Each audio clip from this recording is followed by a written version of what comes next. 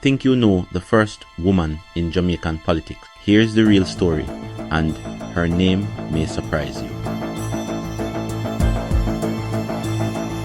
Meet Mary Morris Knibb, 1886-1964, a teacher, social reformer, and one of Jamaica's early pioneers in politics. Born in Westmoreland Parish, she began teaching in 1907 and later founded her own school in Kingston.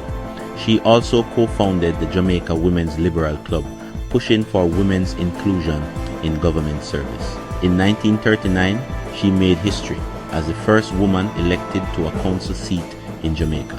She ran for the parish council in Kingston St. Andrew, breaking major barriers. Despite universal adult suffrage arriving in 1944, women still faced overwhelming odds to participate in politics.